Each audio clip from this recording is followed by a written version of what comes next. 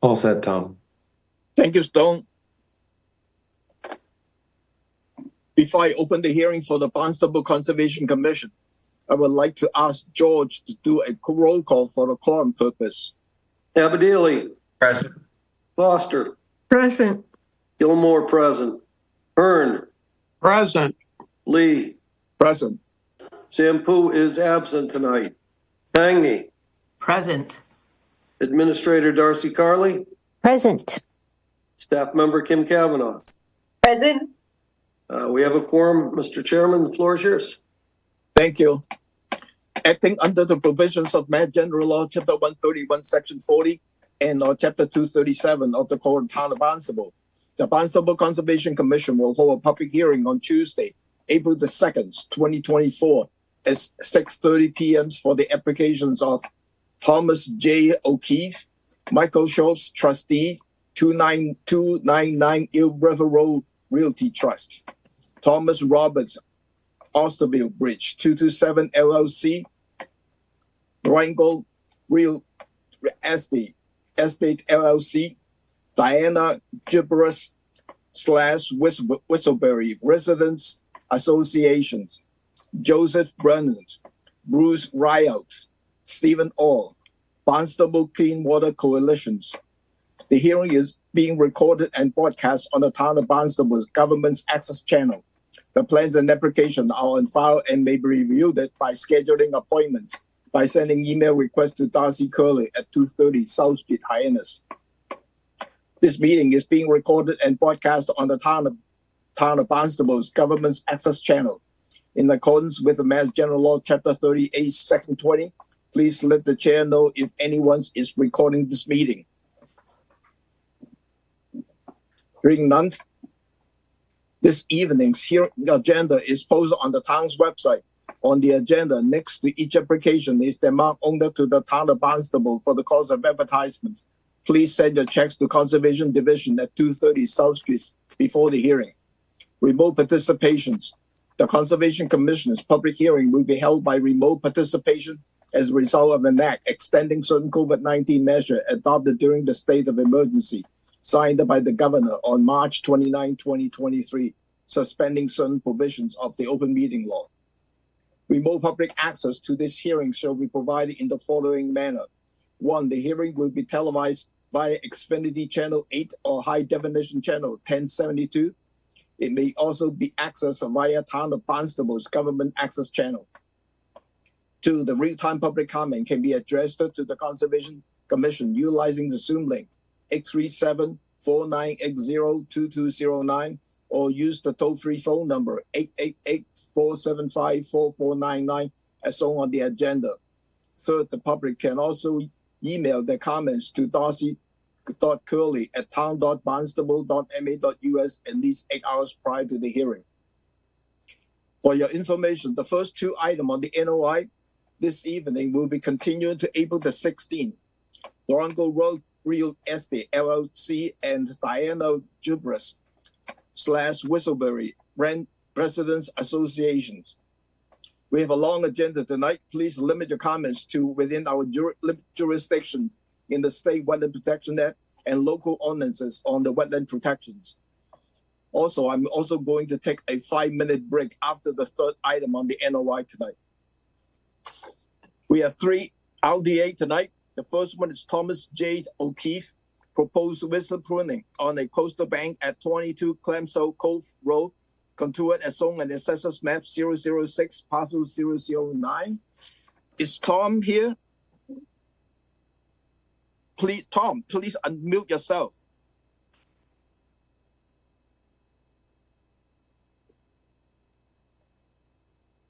I'm sorry, can you hear me now? Yes. Welcome. Thank you. Do you want to briefly mention about your project? Or you just want to take question from the commissioner? However you would think would be best. It's, I guess I can say that we have seen some erosion down in the bank. We've put a wall in there to prevent any further erosion. And now that that's complete, we felt it would be safe to to go ahead and do some vista pruning to open up the view. We have a good view there, but we can't see much of it, especially during the summer. So this is typically we will go through as a standard vista pruning, and before you do anything, you or your contractor have to meet with the staff to go over what you want to do in the corridor, in the viewing corridor. Is that your understanding? Yes. Okay. Question from the commissioner. Let me see. Angela. Yeah. Thank you. Just one quick question. Everything seemed pretty clear, and I understand they have some explanation to go. But when they said all dead branches removed, do they mean like the undergrowth dieback that's there? Are they going to actually clear the ground? I went and looked at the property, but I couldn't find the homeowner wasn't home. So I just was curious. What do they mean by they're clearing up the dead branches? Well, I think we meant with dead branches that were on the trees. Okay. So Okay. That would be involved in blocking the views. So it's not the dieback that's on the ground there, because there's a lot of that as well. No, that's not in that way at all. Okay. Thank you. Thank you. Bill? Yeah, is this consistent with our regs, the town regs on vista pruning? Yes. This is only Yeah. a standard vista It pruning. is. Okay, Yeah. thanks. Yep. Thank you. Any other question from the commissioner? Louise? I think it, our guidelines say that the cutting off of dead branches counts as part of the 20% of the tree. So just to keep that in mind, if you've got a ton of dead branches, then you may be limited in terms of live branches to remove. Is that correct, Darcy? That's not my It's understanding. no, it's going to be site specific. Obviously, if somebody, this is the only way they're going to get a view, and they need to take some additional extra dead branches off, we're going to work with the applicant. We wouldn't be, just because there's dead branches, telling them, no, you're not going to be able to get the view because of the dead branches. I'm not concerned about the dead branches as much as the lower live ones. So Okay. it's site specific. We'll be able to work through this. All right. Right. Thank you. I think the important thing is to go through this with the staff before actually doing the vista pruning with the contract. We just don't want to have lollipop trees. That's what we call them, where there's no branches left at all except for the tops. That's horrible. Right. And it's kind of what's next door. But there's a nice view on the over to the left. But yeah, we don't want lollipop trees. So we will make sure that staff is there before any vista pruning. They have to meet with the arborist before any work is done on site. Any other question from the commissioner? Channel 18, any public comment on this? Seeing none. Thank you. Could I have a motion to approve this project as a negative determination? So moved. Second. Roll call. Abadili. Aye. Foster. Aye. Gilmore, aye. Hearn. Aye. Lee. Aye. Tangy. Aye. That's unanimous. Thank you. Good luck. The second idea is Michael Schroff's Trustees 299 Eel River Road Realty Trust.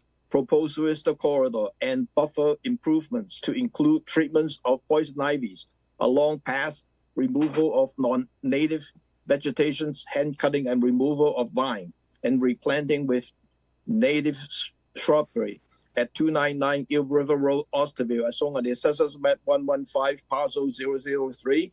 John? If it's okay, can I sign off now? Yeah, you can sign off. You're done. Thank you. Hi, George. Good evening, John O'Day from Sullivan Engineering Consulting, representing the applicants. I'll bring up a plan for you. This is about a 1 acre parcel on Eel River Road.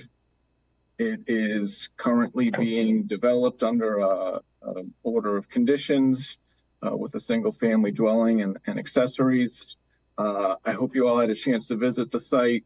The order of conditions allowed for the limit of work and the limit of yard and the limit of clearing to be set at the 50-foot buffer. You will have noticed landward of that some 25, 30 trees that the homeowners went through prior to the clearing and flagged to try to save, to be providing more than the 50 feet of trees to West Bay. They are very happy with the buffer. They are not trying to be a wide open view out or in, especially into the site at this property. I think it will also have been clear why we identified the Vista corridor where we did. It's sort of the one place with the fewest amount of trees. Sort of, they're really, all about trying to work with the land that's there and maintain, beyond a 50-foot buffer, and just try to be able to keep a nice peak that's kind of naturally existing out of that site. So in that corridor, we did, on top of sort of the standard vista pruning of the tree limbs that are coming into that opening from the sides, we have asked to be able to maintain some of the understory. I mean, that is what will be growing up and impacting that view. Beyond the vista corridor, some of the other things that we are requesting under this RDA, there's a path down to the pier, looking to be able to maintain poison ivy in the vicinity of that pier. And then kind of off to either side of the pier, if you went there, you would have noticed there's some minimal, vines and other things growing in there. And they'd like to just kind of get ahead of that and be able to go through and hand pull that out. I can't imagine it's 2 trash barrels of stuff coming out of there, but they are offering to supplement that with some additional plantings and try to beef it up and keep it healthy. I think with that, I'd be happy to answer any questions. Thank you, John. Before I go to the commission, actually, let's go to the commissioner. Angela? Yes, thank you. John, I did walk the property. I was just curious, the trees are marked with ribbons, green or red. Can you tell me what those meant? How did they differentiate what those green and red ribbons were? And some had both green and red on them. Right. My understanding is that prior to the clearing of the lot, I believe the owners had gone through with the green as ones to preserve.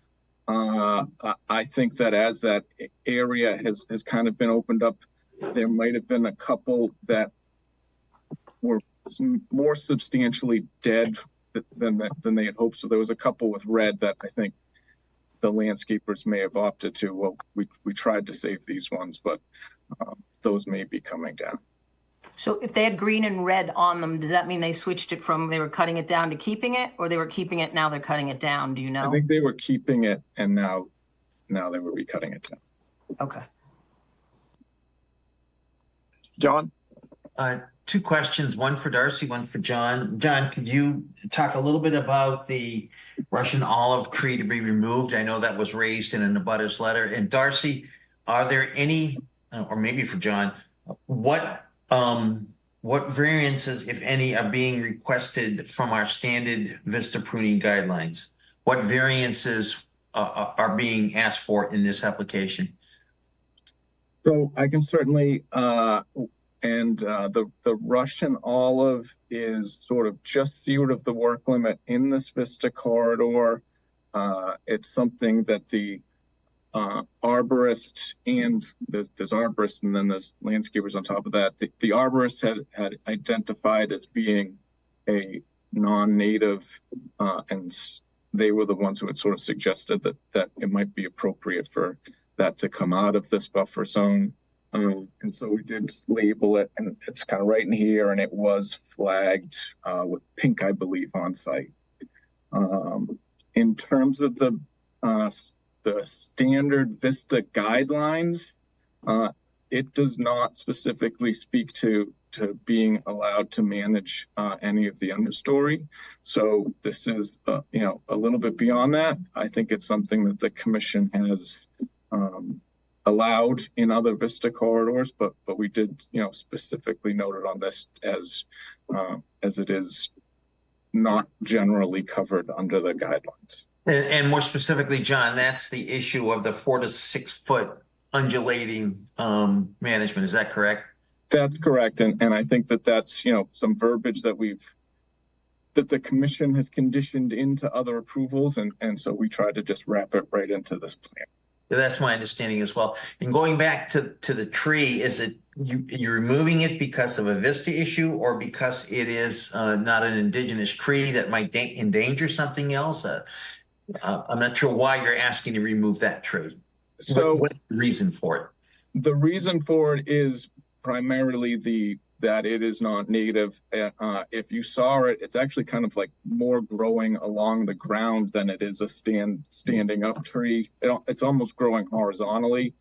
So, you know, it's not substantially any higher than the bushes that are next to it. I don't think it's a significant impact one way or the other. It just so happens that the one non-native tree on the site falls within where this kind of natural corridor is. Okay, thank you, John. Did you want me to? Yeah, Darcy, go ahead. Yeah. So I went to the site this afternoon, and yes, that the Russian olive is so low growing. I have no problem with that coming out. It's it'll probably open up the ground for other things to go into that place. And this is a very minimal Vista corridor. It makes 100% why they're putting it in this location. They're protecting all the other area, the trees, not having to do any disturbance. So I can definitely see why it's located in this area. And yeah, we would want the commission in the motion to state that the 4 to 6 undulating cut in the understory is a waiver.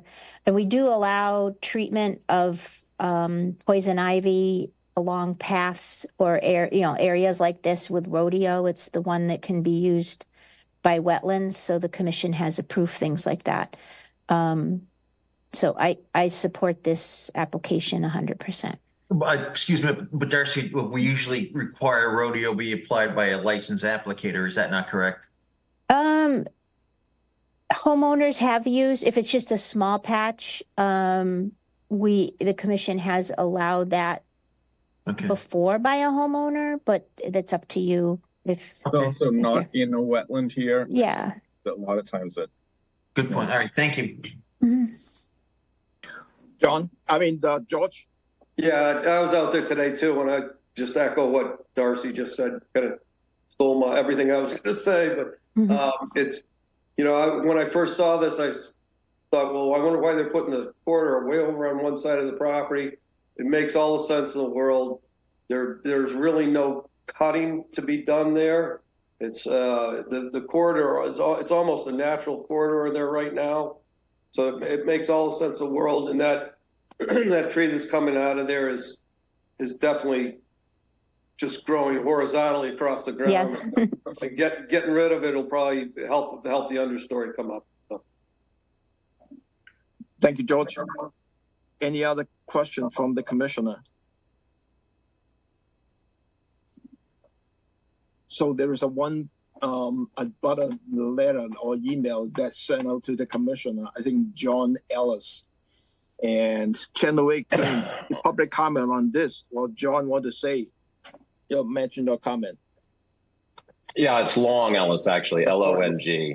Yeah. So I'm one of the owners of 271, which abuts 299. And previously we owned the lot that we sold to the Dubukes. Could you put actually the map back up so I can refer to that?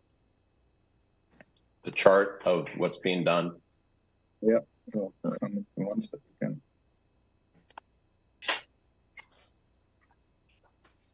There you go. So a couple things. One, we think that there should be a much more specific plan that Concom needs to approve. We think this is way too vague. And, you know, what happens with vague plans is that it allows the door to open for a lot of things that maybe you wouldn't want to approve if you knew they were happening.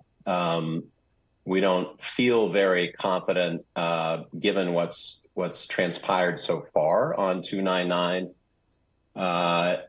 which is not to our liking, but we've been very much involved in preserving this 50-foot buffer.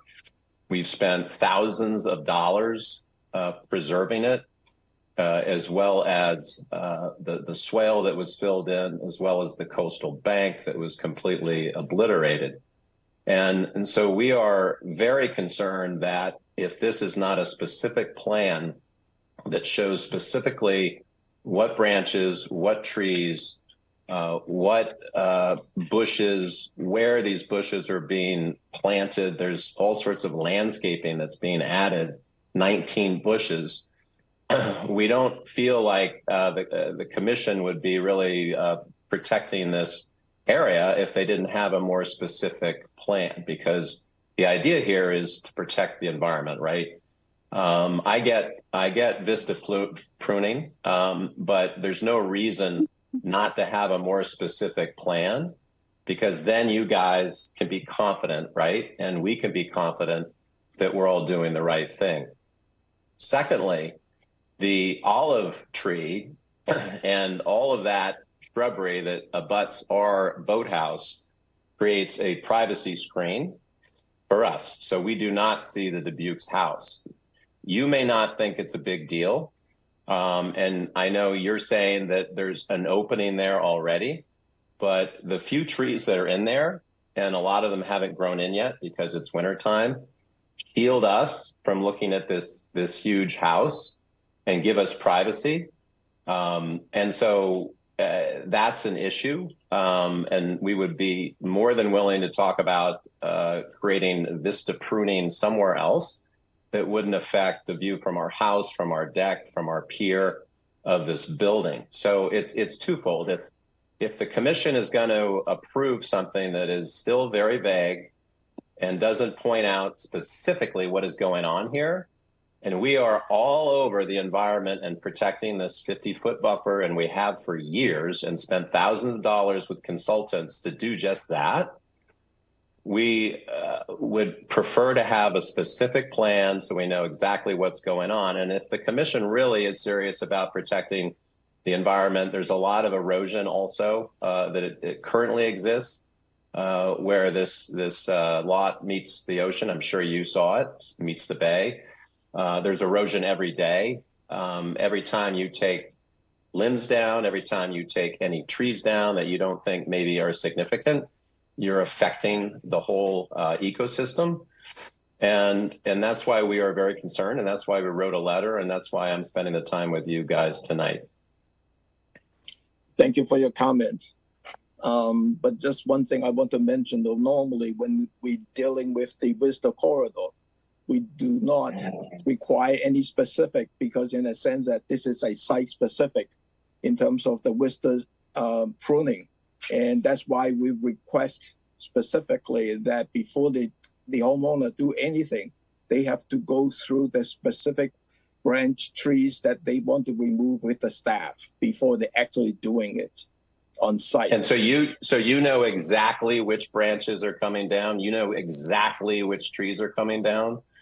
If you know all this information, could you share it with us before, it's Armageddon and all of a sudden something happens that, is not what you think is going to happen? There is no tree down except that Russian olive tree. That's the only one. Other than that, it's just the branch trimming of the branch. That's all. That's all we allow.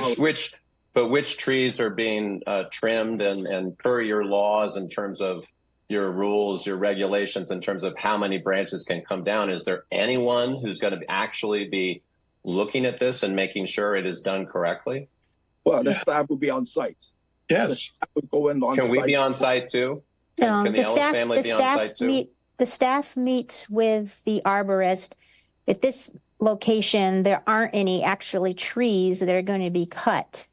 It's the understory. All they're doing is trimming the brush 4 to 6 And the 4 to 6 brush is feet. what is protecting us. When the brush grows in, it's exactly what protects us as we look up at this the house. commission, the jurisdiction of this commission isn't the protection of your view. The commission will get into discussions. It's the protection of the environment. I'm sorry, can I finish? I'm sorry. Yeah. The commission will get into discussions if there is a property owner that comes in with an application where they're actually wanting to plant trees along somebody's property line, which then blocks somebody's view. But the commission does not get involved with if somebody wants to have a view and it happens to be along that property line. That is not a jurisdictional thing for the commission to be into, whether they are cutting or trimming understory next to your property. That's an interesting, that's an interesting element in that actually adding trees to the environment is something that you're saying the commission sometimes doesn't allow, but actually taking things that are actually living already and taking those out is not protected. So I don't really understand your argument. If they're planting large trees, like one time we had somebody that filed an application and they wanted to bring in, actually, it was in a learning curve for me. They wanted to plant along a property line, and I'm like, sure, you're planting something that's great for the environment. And they brought in Leland cypress, which are huge trees. That's where we started making sure we really understand what somebody's planting, because it had a potential of blocking the neighbor's view. If this was a case where they were coming in and planting something so you couldn't see from your house over that direction. Yes, I totally understand what you're saying. I think the irony here is you're disallowing planting trees, right, which is good for the environment because of a view, but you're fine with taking something that already exists down. They're not taking trees down. It's just understory brush. You're taking brush down that is protecting. They're not cutting it all the way down. They're trimming the tops of it. They're not going in with a gravely and mowing it down completely. They're taking the little tops of the shrubs that are there. It's not going to hurt the shrubs. It's not going to hurt anything. And what happens when those shrubs and it's not up against up your property line. Darcy, if I could add in John. here. No. Yeah, go ahead. Mr. Ellis, first let me say we really appreciate the effort you put into this, and we appreciate the effort you're doing within the 0 to 50. That is critical for the Cape and Barnstable. But it's pretty clear under the laws that we have authority. We do not have the authority to order something because of a private view corridor. The law specifically says it's got to be in a public view. Generally that's from the water or something like that. So that, let me finish. I understand that. So that's a limitation on the authority.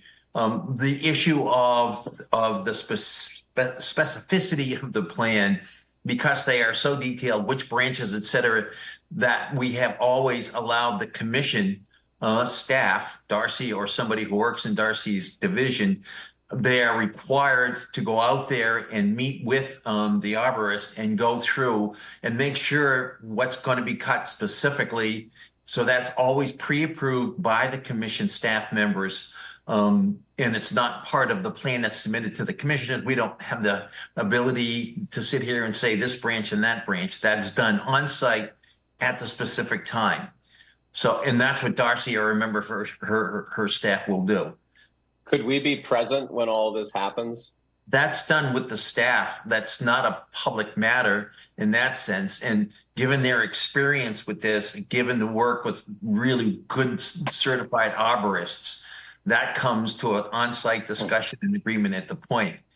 If the homeowner wanted to share that with you, certainly, or John, the consultant wanted to share it to you, or the arborist afterwards, God bless them. That would be nice. I mean, it'd be great and neighborly to understand exactly where all these bushes are going, exactly what's being taken down. It would be a good neighborly thing to do, but that's certainly, we can't afford that. And John O'Day could do that for us, right? John, you probably have a more specific plan you've already created, right? That you could give us? We haven't. There will be, this will be an arborist meeting out there. I can pass along the concerns to the owner. I don't even go to the arborist meeting with the staff. Sometimes the staff will make sure that we've staked it out beforehand, but it's really just. Because we can that, pass along your concern to the owners, and you know they'll be in and out here this spring before anything happens, and that's all I can do. Well, while we're on the horn here, can you tell me exactly what the plan is currently with our property line and drainage that supposedly has been required? But when I brought up the fact that this taking out the entire coastal bank was going to throw a ton of water onto our property, which has happened, I haven't seen any kind of drainage plan yet, and I'm unaware of anything that's been approved or sketched out. John, that would have to be John, that would be a off of this private public meeting. Yeah, this is you'd have not to part do it of this privately. applications. So what is his name? Long? Yeah, all I'm looking for is transparency here, folks. You have to talk to John, you know, after the meeting and go through all that stuff. At this point, we're only dealing with the pruning questions on these applications. Okay. Okay. Channel 18, any more public comment on this? No, I'm done. None? Could I have a motion to approve this project as a negative determination and allowing the 4 to 6 foot undulating understory? And I think for the chemical, we should using the licensed applicator for using the chemical. So moved. Second. Roll call. Before I take the roll call, I'd like to note that Pete has joined us. Are you in Germany, Pete? I'm not in Germany, but I did find a leak in my heating oil tank about an hour ago. So I've been dealing with that. Oh, sorry. When did you join us? Are you want to vote on this? Within the last 3 minutes. Okay, we'll So he's not part of this quorum, George. Not part of this. I Okay. will abstain on this vote. Okay. So Abadili, Aye. Foster, Aye. Gilmore, aye. Hearn, Aye. Lee, Aye. Tangney. Aye. That's unanimous. Thank you very much. The next RDA is Thomas Roberts, Osterville Bridge 227 LLC.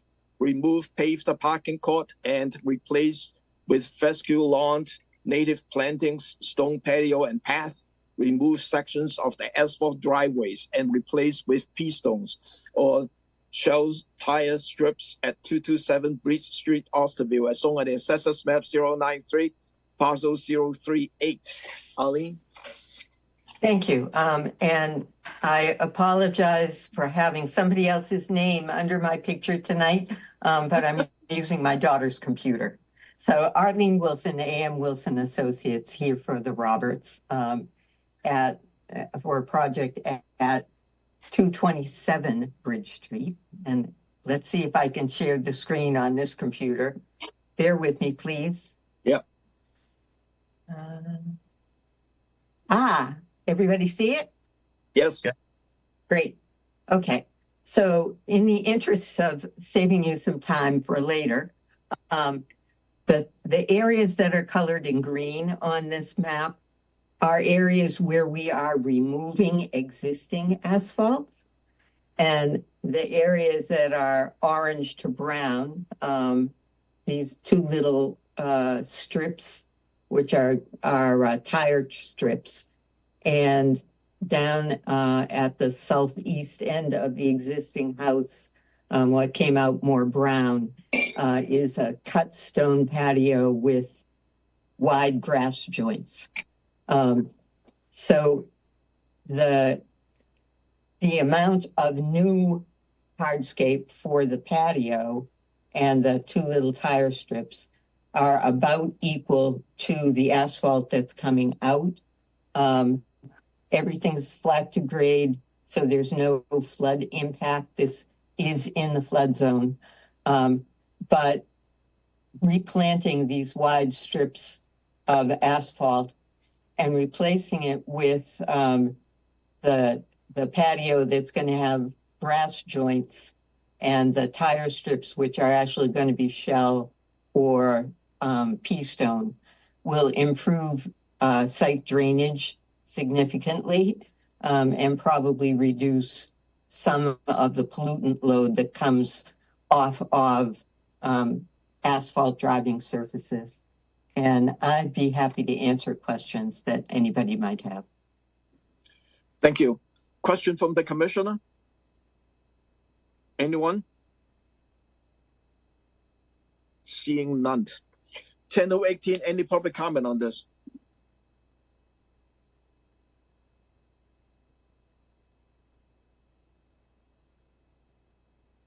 I don't see him on the screen, Tom.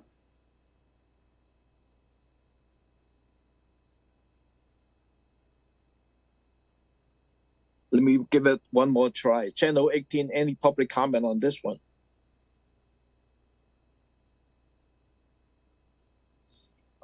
Hearing none. Could I have a motion to approve this project as a negative determination? So moved.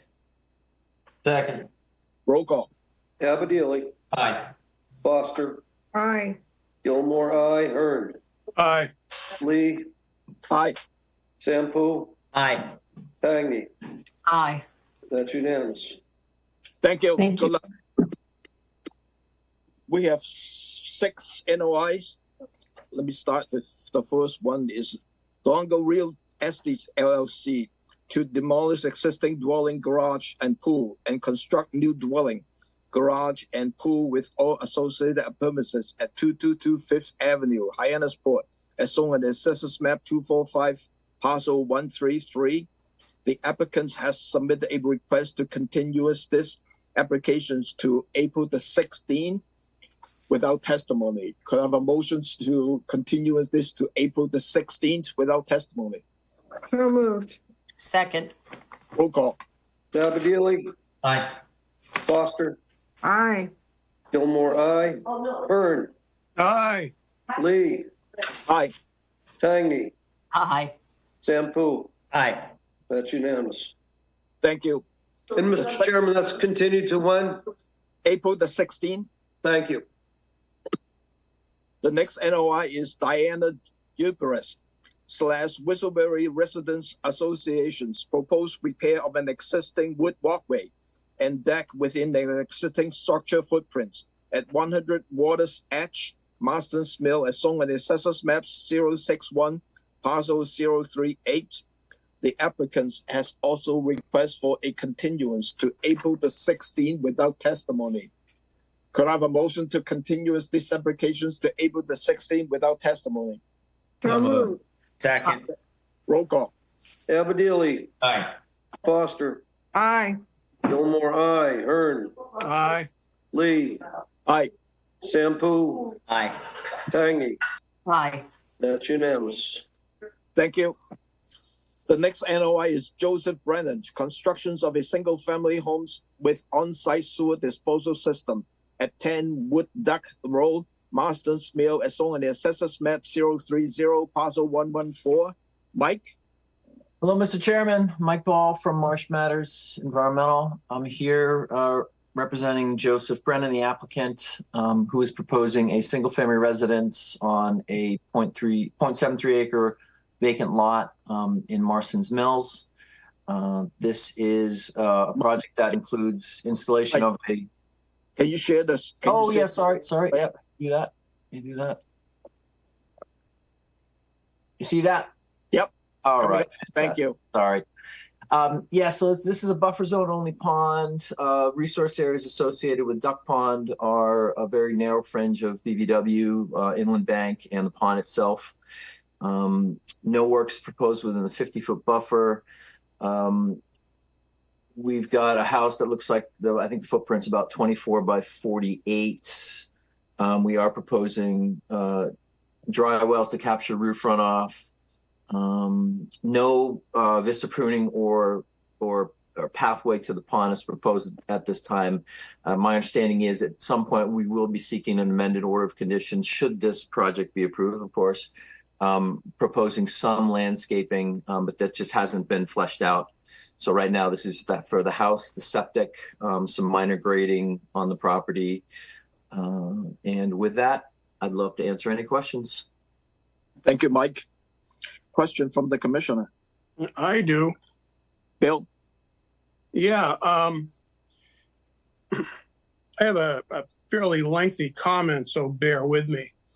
On the Mass Mapper, which is an online tool for looking at ecological conditions, the swampy pool behind the proposed house is identified as a potential vernal pool. And on that map, you've got essentially 3 parcels that overlap on that little, I guess you call it, that's Wood Duck Pond. But it's really a very small swampy pool. And 2 out of 3 of the properties, the other 2 that have houses, it says that it's a potential vernal pool there. So there's a certification process for vernal pools, and the vast majority are not certified because there simply isn't, there aren't the resources, there isn't the access or the expertise to do it. And so the vast majority of what really are vernal pools are identified as, quote, potential vernal pools.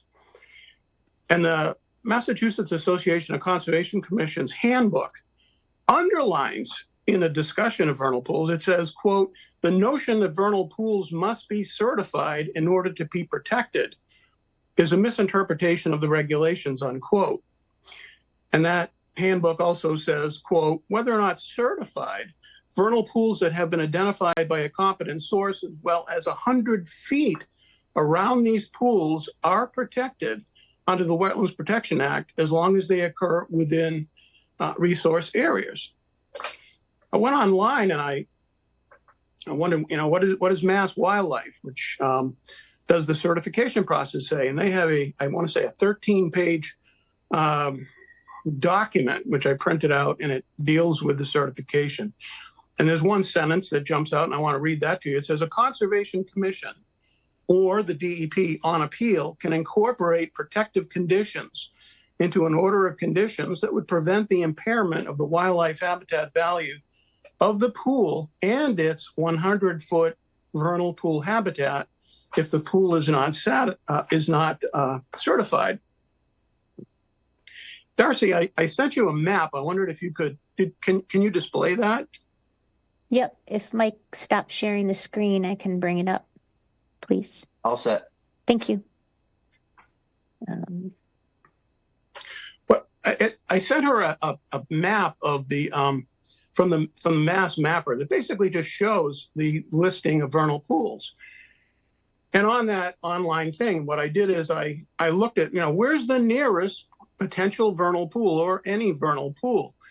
And you got to go about a mile to the west in Sandwich where there is one. Or there's one about a mile south of that particular potential vernal pool that's in Barnstable. Otherwise, you got to go about 2 to 3 miles. According to Matt Byrne, who was an instructor for a MAC conference course on vernal pools, he noted that some of these things only dry up once every 5 years or so. And that the principal characteristic is that there are no fish. There can't be fish. And that there has to be some standing water for reproduction. I took a real interest in this site. I visited it 3 times. Today was my 3rd time. And this time I'm going, what about this pond? And I brought a pair of hip boots and a long handle minnow dip net. And I was a little nervous thinking, God, I'm going to get stuck in the mud and no one's going to find me. But I'm really glad I went. I wanted to see, are there fish, and what is it like? And what I found is that this is a really dead water. The bottom is basically, I want to say 18 inches of rotting leaves. And then there's some mud under there. And I certainly couldn't walk across it because I'd probably really get stuck. But the thing that really impressed me was the number of amphibian egg masses. There were all these egg masses. And I thought, wow, look at that. This is definitely an amphibian Disney World or what have you. And I didn't know, what are they? And I went online, and how do you tell egg masses of one amphibian or another. And what I found is that it's pretty clear how to tell frogs from salamanders. And I won't go into it. I want to take the time, but these are salamander egg masses. And I certainly don't know what kind, but from the pictures, it could well be the spotted salamander. So I have a real concern about this particular project, which is going to be affecting potential vernal pool habitat, and it's really a rare habitat. And I know that there has been some discussion, just recently about having a fence about 50, basically delineating the 50-foot line. And I thought, well, I look at the house and I think, well, someone owns this property. They want to put on a house. Can you imagine trying to oppose the entire development? I thought, no, I'm not going to go there. But that property, for those who have not been there, it's a really interesting property. Where they want to build is on a plateau. It's kind of like it's at a plateau, sort of even with the street, the adjacent street. But on the back side, and you could probably go back maybe you want to look at the other map, the plan. If we could go back to that, I think that would be a good thing to do. If someone could show that. But where there is a limit of construction, a line of limit of activity, the entire northern end is a swale. It basically, the entire property drops off with a fairly steep slope down into this wooded swale. And I really think it's important to protect the vernal potential, but very likely vernal pool habitat that's on this property that is to the north of the proposed development. In other words, have a line that could basically run along the if you will, a 50-foot right behind on the southern part of the thing, but then arc along the side of the property and basically connect it to the 100-foot. I would very much recommend keeping further development in that vernal pool habitat. Thank you. Thank you, Bill. Can you clarify what are you talking? Which line that you want to connect from 50 to 100? If you had a map, I could show you. I mean, we have to look at that map. Mike, can you bring up the map? Thank you. Can you see it? Yeah. Yep. So you see how there's that dotted line, which is the limit of development, if you will. What do they call it? The work limit and siltation barrier. Yeah. Okay. Right along that 72, so 74, 72, that thing drop. It's a very narrow band there where it just is a very significant hill. And the idea of running a fence that basically runs up to, see where it says there's a deck on the back of the house? And you have 2 points. There's the lower one and then the upper one. Right about there, if you were to connect over to that dotted line, which is the work limit line, I would take a fence and run that thing from a 50, have the 50-foot line, but then run it along that dotted line up to the 100-foot and run it across the 100. So in other words, you'd be basically protecting the 100-foot on that northern. It's a very weird. You'd have to see the place. It's like a swale. That house and the driveway are up on a raised plateau, and the whole thing like dips right down into this hollow, if you will. And having seen all of those salamander egg masses, I'm like thinking, I have never been involved in a certification. I should say for the record, I have a PhD in fisheries and wildlife science. I'm a fisheries aquatic biologist, but I certainly have not got into the minutia of how you go about certifying, but I became a little inspired and I thought, wow, but gaining access. How do you gain access? Right now, I had access, and I will tell you, I think that's a vernal pool, and it should be protected. And we have the wherewithal and the regs to support that. So I would say let's fence off that upper 100 in the north side, please. Thank you. Thank you, Bill. Pete? Yeah, so actually, I have certified with the state of Massachusetts, I think 5 vernal pools around my house. And I'm acutely aware of, as a teacher and as an ecologist, of the spotted salamander eggs, Bill, which I'm almost certain that's what you're finding. It is the time of year for spotted salamander eggs. And yes, you're absolutely right. It's fairly easy to tell them apart from frog eggs, be they wood frogs or whatever. But spotted salamanders are an obligate vernal pool species. So when I certified the 5 pools in and around my end of West Barnstable, all I needed to do for that was to document a obligate vernal pool species, the spotted salamander. And Bill, I think, and my fellow commissioners, I think we're being reasonably generous. We're not forbidding development of a small house on this property, but I concur that a vernal pool supplies a reproductive site for amphibians that will range hundreds of yards. So this is the site. This is the only place amphibians in this vicinity that are obligate vernal pool breeders have to breed. And we really must be protecting this resource. So I concur with almost everything that you said, Bill, and I think it is a good compromise with the applicant. Thank you for listening. Thank you, Pete. Angela? Yeah, I got to concur with these two as well. I don't want to throw too much science at everybody. I know we have a lot on our agenda, but finding vernal pools is the first step in protection, and the impacts to this resource cannot be avoided or mitigated because right now it's pristine and we're just starting new. I'd hate to see what they come back and ask for the lawn and ask for to do next, and then it's a pool and then it's a deck. So I got to agree with my 2 commissioners that spoke before me. Thank you. Thank you, Angela.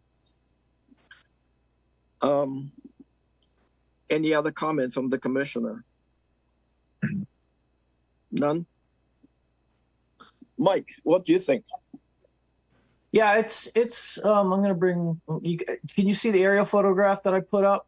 Yeah, so that's the just for those who haven't seen an aerial, so that's what we're talking about. This is I think it's called Duck Pond. Right. And the way the state identifies potential vernal pools, which often do become certified vernal pools with enough effort. They look at a water body. They're identifying small bodies of water that have the potential to not have a breeding fish population, and so that's where they start. And so they look at they can tell from aerial photographs, looking at different years, different seasons, and they can say, oh, this is an isolated system. It looks like maybe in the summer it dries up. It potentially has the capacity to support amphibian breeding populations. These potentials are all over the place. And in years past, and I've probably certified 20 pools in my time in consulting. And in years past, certification was quite simple. You didn't need property owner access to go and just certify a pool that you thought was potential. In Falmouth, they did it. They went through and they certified so many pools. And then the problem was property rights became a thing. People were sued because they were certifying pools without getting access to someone's property, and it caused a whole big problem. So yes, there are a lot of potential vernal pools mapped in the state. There are a number of them, many of them on Cape Cod. Many of them are probably certifiable in that they have obligate amphibian species like the spotted salamander, wood frogs.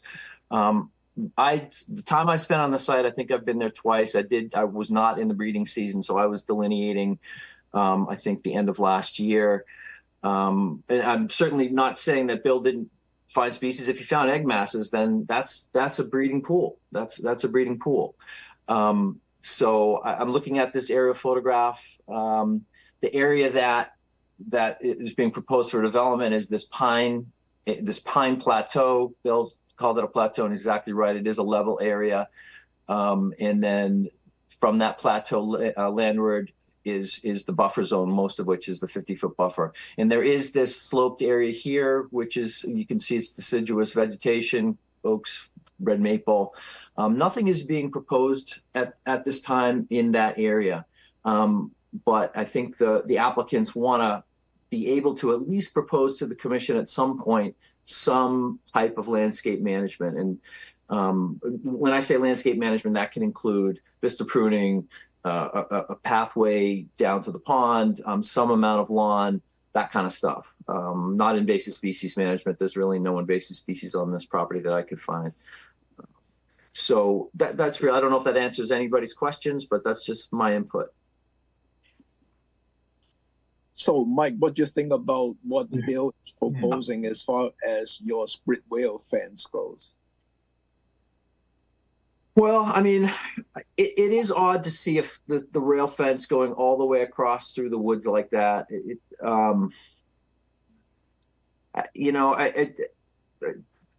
The commission can do it what it's like if they'd like to wrap that thing around and in a way saying this is our red line where we want to limit any future development. That's obviously something the commission can do.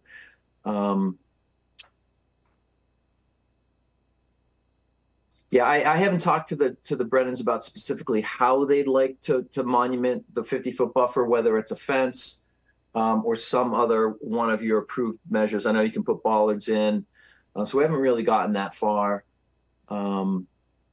So it's something I'd need to discuss with the Brennans. But right now, I obviously I'm presenting the house and whatever is shown on the plan. Right now on the drawing, we asking for a single rail fence here.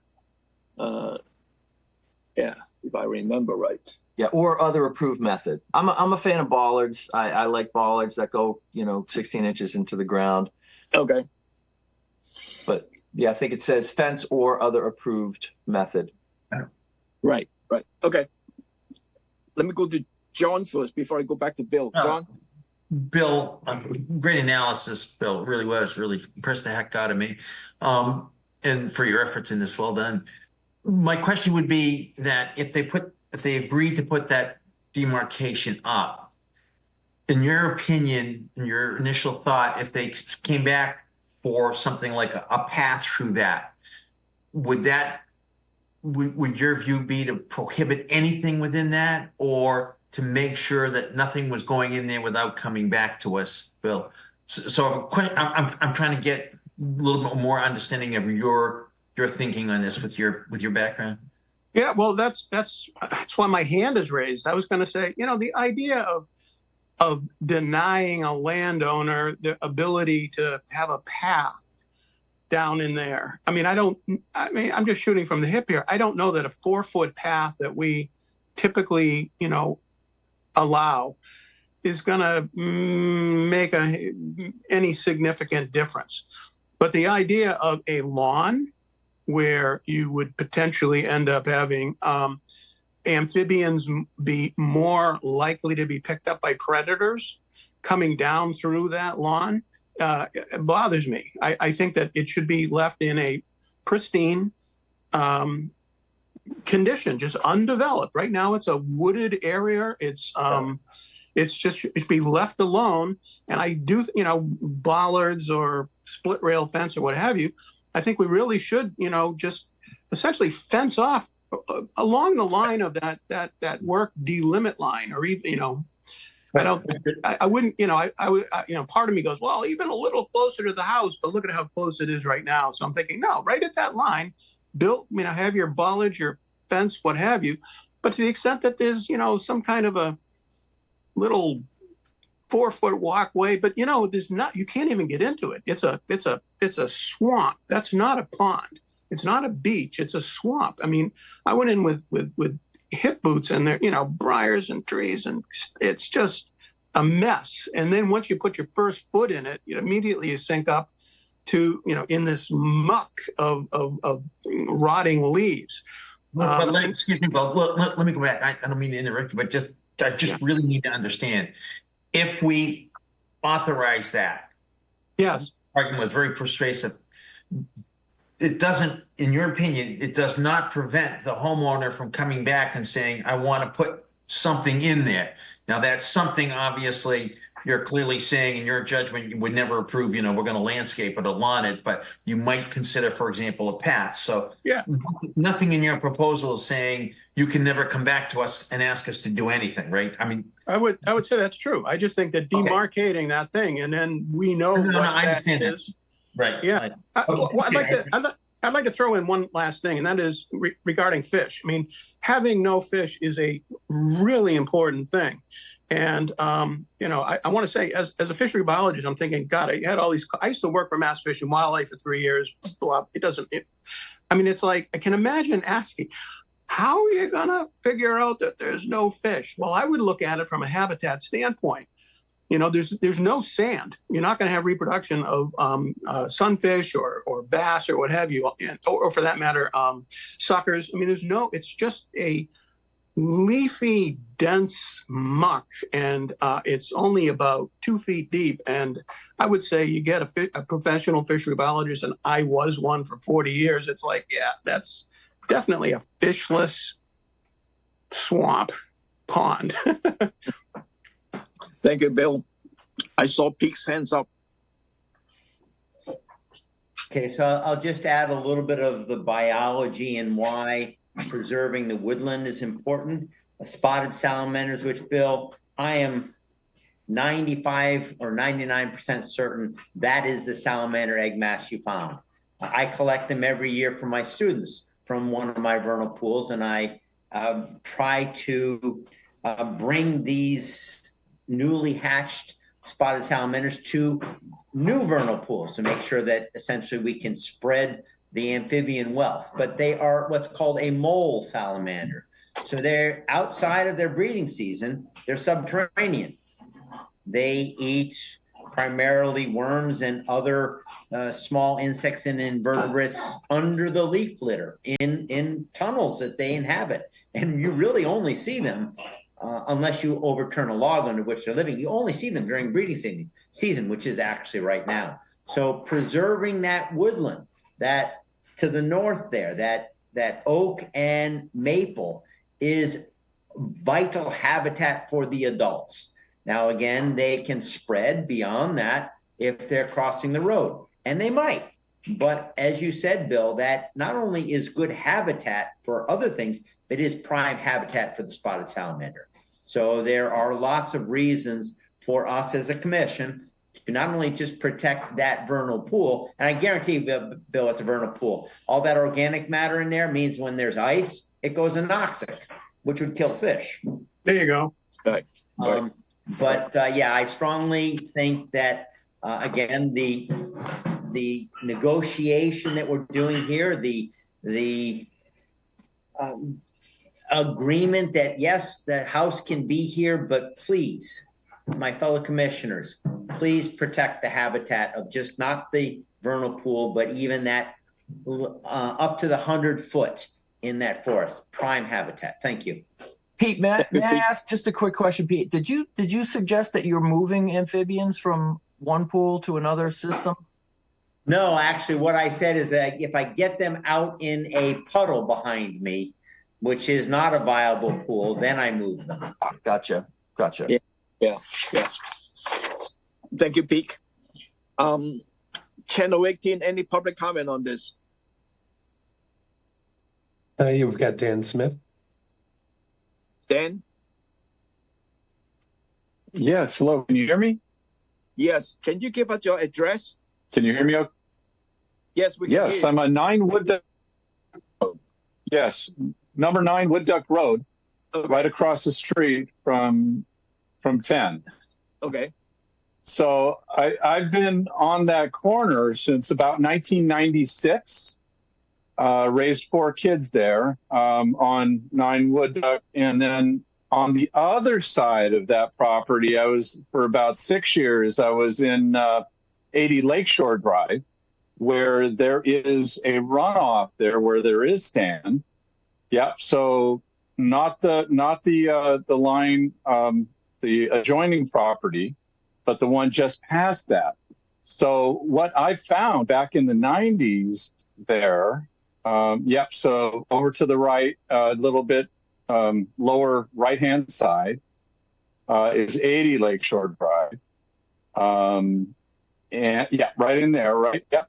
So right behind that house is a runoff there where it's a sandy area that runs into the pond. And what the kids used to find them is painted box turtles would come up there looking like that's where they're breeding, because we'd find 1 or 2, 3 every year. So there's more than just the salamanders, and we have found salamanders in our property across the street. So I think you guys are right. Also, I've never seen that pond dry up in the summer ever. It's always been about the way it is. It never really changes. So, and I believe it's actually deeper when you get out towards the center. It's not as much. There seems to be more space in it. But there is, just as you said, there is a lot of wildlife in that area, including the painted box turtles. And that's kind of what I wanted to mention. At least in the 90s there were. I don't know if they're no longer there, because at year 2000, we moved to 9 Wood Duck, so across the street. Thank you. I see Joseph Brennan. The applicant. So I Joe, just wanted to, hello, can you hear me? Hi. Yep. Perfect. So I just want to maybe clear up some maybe questions about what we had planned to do on that northern section of the lot, which was not really much of anything other than, I mean, there's, for those of you who have gone down there, there's a lot of like fallen dead trees, potentially clear that up, and maybe some clearing of the like piles of leaves on the ground. We didn't plan on asking to completely flat level that, cut down all the trees. That's not something we planned on doing, and like making that into a big lawn or putting like a garage down there. That's not something we planned on doing at all.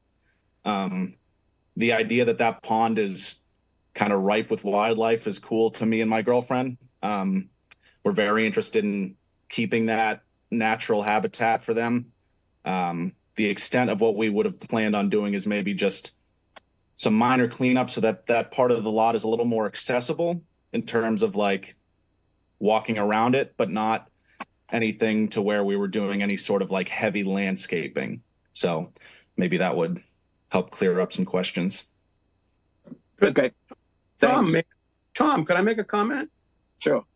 Yeah, and that is that the logs the dead logs that you may want to clean up and the leaves are important habitat components for wildlife, for salamanders. And so to the extent that you're living there, that's what a wonderful place to be living. And I think you would be with they will help you. So they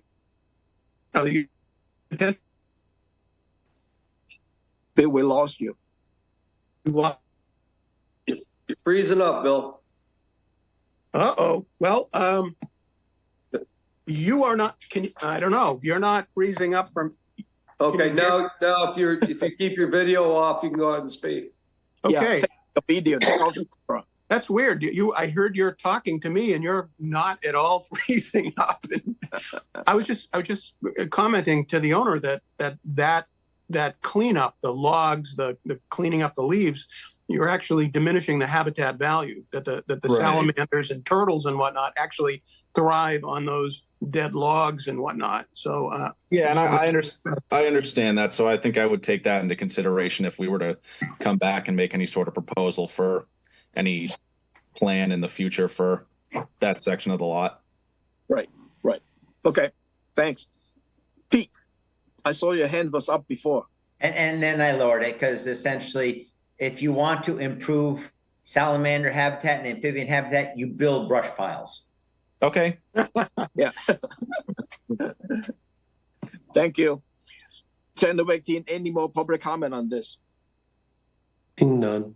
None? I guess before I would be remiss if I didn't bring this up because it's been something on my mind since we staked off that work limit area. And I have a picture of it. I guess I could share my screen to show you guys, but kind of where, if you look at the map that's shown right now, where that proposed 74 marker is that comes from the back of the house, the work limit line. Nope, on the more southern, comes from the back of the house. Right, yes, correct, right there.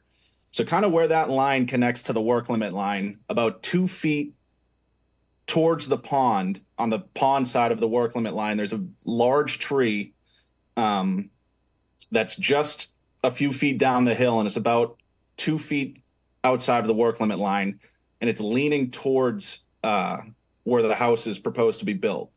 I spoke with an arborist who I was potentially going to contract to do the tree clearing, and they had mentioned that could potentially pose a danger to the house, that once the foundation is dug, all of that it could fall and damage the house. So I don't know if that's something that I would need to come back to you guys, get specific approval about that, but I know how important following the rules for all this stuff is, so I don't want to do anything that I'm not supposed to, and Well, I think that's something that you can, after we approve this one, you can come back and sort of amended the order of conditions. Okay. And seek the removal of that tree because you have a dangers to your house. Okay. We totally approve that. So. Was that tree flagged? It was. Yeah, I saw 2 or 3 trees that were flagged, and they're pretty good size.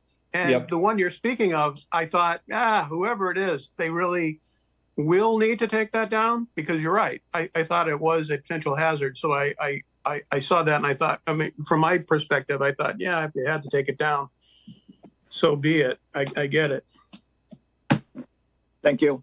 Excuse me, Tom. I saw like 2 or 3 trees. One was definitely dead, but there was one down over the bank. I don't remember if the one farther down. I was going to ask that question. It was way beyond the work limit line.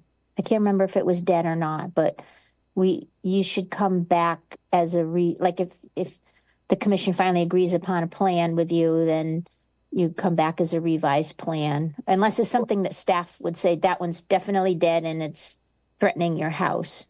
But I thought there was one over the bank that I would want to see again. Right. Yeah. But you can file after we approve it. You can either file it with the revised plan or the amended orders to include in the removal of those 2 or 3 trees that you wanted. Yeah. Okay. So with that, could I have a motion to approve this project subject to receipt of a revised plan showing the demarcation line for the 50-foot buffer line to wrap around the outside of the northern work limit line to go along with the 100-foot buffer line? So moved. Second. Roll call. Abadili, Aye. Foster, Aye. Gilmore, aye. Hearn, Aye. Lee, Aye. Sampu, Aye. Tangney. Aye. That's unanimous. Thank you. Good luck. Thanks, everybody. Appreciate your time. Thank you. We're going to take a 5-minute break. Stone, we're taking a 5-minute break. Sounds good. Thank you. Thanks.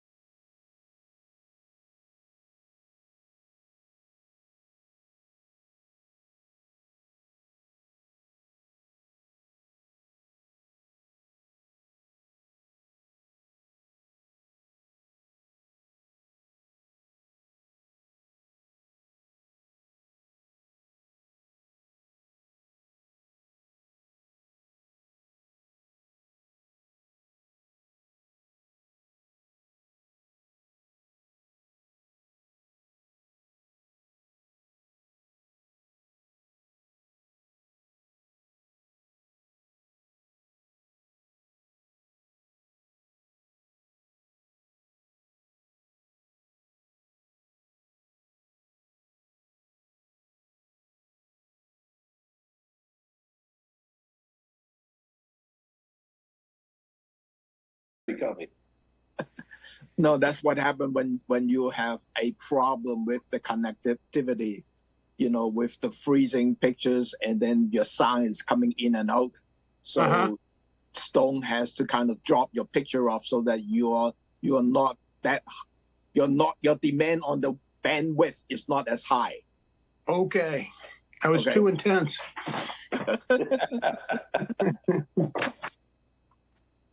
Stone, can we start? All set. Yeah. Okay. The next NOI is Bruce Rideout to construct 13 by 15 four-season porch, 10 by 14 shed, relentless beach sands, remove invasives and repair retaining wall at 73 Lake Drive, Centerville, as shown on Assessors Map 230, parcel 085. Is Amanda here? Speaking. Go ahead. Hi, Amanda Cavalieri with Garrier and Howland. If I may share my screen. Yes, please. Can everybody see that okay? Yep. All right. So, we had staked everything out prior to the commission, so prior to tonight's meeting, so hopefully you had a chance to get out there and check out the site. It's an existing 10,000 square foot lot that has a 2-bedroom house on there and existing infrastructure, septic system. And the property owner is looking to do a couple different things out there. So the first thing that they wanted to do is to construct, and this should be a 4-season porch, but a 12 by 15, 13 by 15 3-season porch with extending the deck over a brick patio area. They have an area here that is currently not up to code that Mr. Rideout has been talking with the building commissioner, and he wants to bring the site up to code. So there's an existing storage area here that he's looking to put a foundation wall up and just re-enclose that area. There is an existing shed that they are looking to raise. It's close to the property line. It's not in great condition, and they have kayaks that they'd like to store. So we're proposing a 10 by 14 shed, which would comply with the zoning setbacks and be 10 feet off of the property line. We also have a sand area, an existing beach area that we've provided some documentation in the NOI packet that this appears to have been in existence since prior to 1973. So they're just looking to replenish some of that area, and that would be less than 100 cubic yards of new sand, as well as repair a couple retaining walls that are in danger of falling down. They're not very high retaining walls, but they do hold back some of the soil and material that's out there. And as part of some of the work, because a lot of the work is within the 0 to 50 foot buffer. So if you can see, the bordering vegetated wetlands and edge of pond are down in this area here to the south of the site. And the 50 foot no disturb is right along this line. So all the work to this side is within the 50 foot, and it's already been pre-disturbed, pre-cleared before the Rideouts had bought this property. So what they're looking to do is to enhance this area with some additional landscaping, repair these walls, and provide additional, native species to the area. And as part of some of the hardscape areas, we've included hardscape disturbances within the buffers. Overall, there's an increase of 90 square feet. So as part of that, we would do the 4-to-1 planning ratio as required by the Barnstable Conservation Commission, and which would include 360 square feet of plantings. And those areas would be included where you can see these additional plantings, which would mix of sweet pepper bush, creeping juniper, beach plum, pasture rose, and that would be in this area as well. and the landscaped areas, and I can bring up the sketch plan if you want, that they have various mix of native species that they've worked with a landscape architect on. That's a hand sketch as far as additional plantings in those areas. You want to bring it up? I can, yep. Just get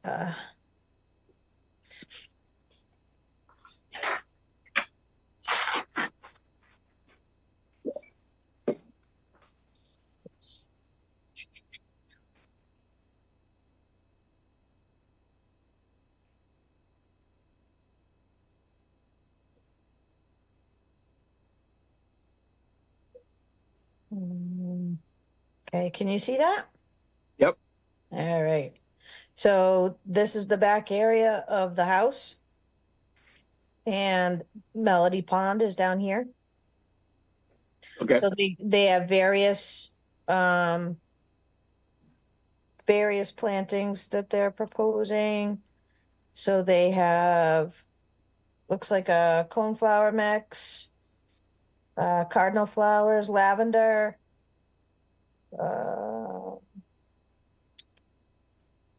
they have butterfly bushes, black knight, knockout roses. They have bayberry, winterberry,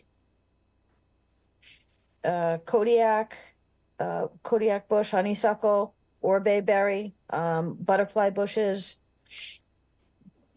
daylily areas. So several areas all throughout the site that we showed on the attached plan that would be in these lightly shaded green areas. Okay. Okay. Yep. I think that pretty much, and the last thing too is part of also with the replenishing of the sand area, there are some invasives down along the bank area that they'd like to hand remove, just to clean up that area. Okay, thank you. You're welcome. Questions from the commissioner? Angela. Thank you, Amanda, and I thank you because I believe that revised plan highlighted in pink came out after the originals that we looked at. So I have a couple of issues with some of the things you're planning on doing in the 50. And I don't have a problem with the area that's out of the 50. I'm not sure why the Four Season porch has to have 15 foot and come into the 50. But mostly it's the size of the shed is increasing the footprint in the 50. And I did walk this site. The water level right now is way up at your erosion control area, and it's all washing right into that pond. So I don't understand how bringing sand in here isn't going to still end up in the pond in a year at this point. And I get it, it's a high water line now, but I really am going to need some help with the other commissioners to explain how to do these changes you want to make, all in the 50-foot buffer, all in an area right now that's under constant erosion right into that pond. And I feel like this is just, I have a real problem with it. Thank you. Thank you, Angela. Pete? Okay, so yeah, actually I had a good conversation with Mr. Rideout on that sunny day yesterday, I think it was. He seems very willing to work with us and the commission for choosing native plants. The invasive species that he's talking about managing was Asiatic bittersweet on the, I think that's the northeast side of it. And there's some purple loosestrife, which was coming in that he had actually personal experience in a past life or a past house. I think it was mentioned by Commissioner Hearn that maybe we could, and Mr. Rideout mentioned this to me, that the sand perhaps is in the water, not necessarily high up on the bank where they want to be launching their kayaks. The actual 0 to 50 foot right now is rather bare of vegetation. One thing that was not mentioned by the applicant's agent, but I think was important for Mr. Rideout, was a possibility of a set of stairs coming down out of the back central area so that he would not have to, in his older years, walk down the potential slippery grass path or something. So I don't know if that's on this plan, but Mr. Rideout, I thought it was reasonable to allow him access to his paddleboard and kayak launching area with actually going down steps would be much safer. I might have comments coming up later, but that's for now. Thank you. Thank you, Pete. Bill? I must have been with Mr. Rideout for about a half an hour a couple of days ago. A really nice guy. And I talked to him about the idea of putting 100 cubic yards of sand down and how unnatural that is, and the importance of a buffer, maintaining a vegetated buffer. And that here you get this rather large area, and in fact it juts down, I want to say 4 feet down into the water. And he explained, well, the pond is high and it normally is down. And I'm, yeah, but I said, in a storm or what have you, you know, the water whips up and it gets suspended and you're really washing that sand down into the pond. And, you know, I don't like it in general, but can we like work with you to try to really significantly reduce the size of that artificial beach? And he said, sure, I'm open to that. I said, well, if you had the most pondward boundary for it at what is the erosion control line on the plan, you know, that's kind of about the same location of where this high pond level is. I said, you know, you could start there. Don't go all the way down. It's going to get flooded. And he has a fire pit, which is about, I want to call it, well, there's a pine tree at the most landward part of that beach. There's a big pine, a huge pine. And I said, well, there's this campground. I said, campfire. I said, well, what if you just came up to that? And that was I want to say about half to 2/3 of the way up. And he said, I have no problem with that. It's my grandkids who are going to be using this. And it's like, we can sure, I can work with you on that. So the idea of trying to shorten that or limit the size of it, he was open to that. And I thought, okay, well, that's a plus for the resource. And he also he had these 2 large kayaks and they're on a rack. He says, these things, you know, I got to get them indoors. I can't just have them out. They were out all winter. And he said, it's got to be about, you know, 13 feet, maybe 14 feet long, but it doesn't have to be as wide as it's proposed. I can work with you. I can make it narrower. And we never really get down to the how do you narrow it. But the idea of accommodating him with having a shed somewhat larger, but not as large as it is, it would accommodate his needs and our needs. And I thought, well, that seemed good. And then a third point, he was really concerned about maybe I'm overstating this, like the foundation of his house. He says, look at that hill. It's, you know, the rocks are falling down and whatnot. I really would like to put in some deep-rooted shrubs, you know, not flowers per se, but shrubs that will really kind of anchor that hillside in. I said, well, that's great too. And I don't have a problem with that. And then he mentioned, lastly, as Pete said, he mentioned the interest in a walkway. He has no way of really accessing the lower yard, if you will, right on the pond. And he was talking about little, I forget what he called them, but de facto railroad ties, little, you know, like a railroad tie walkway. It would probably be in the order of 6-8 feet long, something like that, a few steps down. You think we can do that? I said, yeah. Now, that's not on the plan, but he would like to do that. And I thought, I could see that. Anyway, I felt like he was really interested in working and reducing the size of the shed, reducing the size of the artificial beach, which I can't stand. Yeah. Anyway, those are my observations. Thank you. Thank you, Bill. Louise? Yeah, thanks, Tom.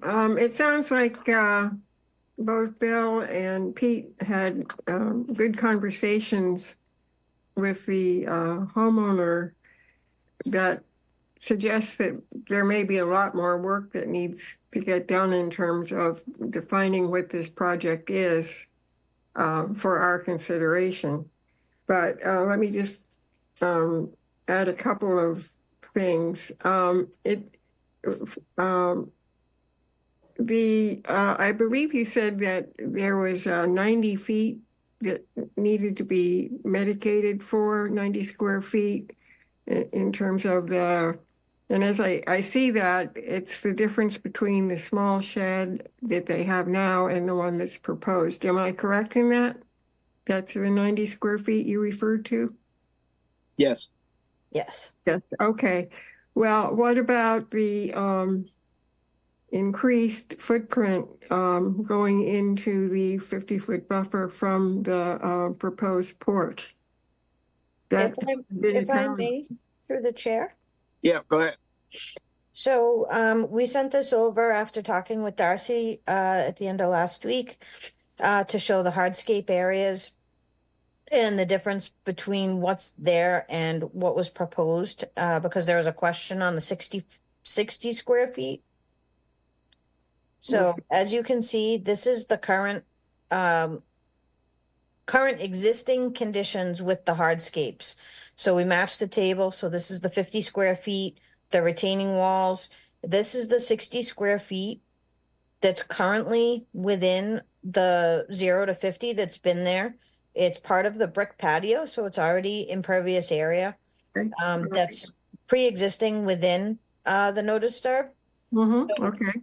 So what the applicant is proposing to do is to include, just to extend that 13 by 15 foot four-season port or four-season room that would extend into just to the edge of the previously disturbed area for that brick patio. Okay. And the same thing for the deck would just include the brick patio that's already there. So there would be no new impervious area or disturbance within the 0 to 50 as part of this this activity.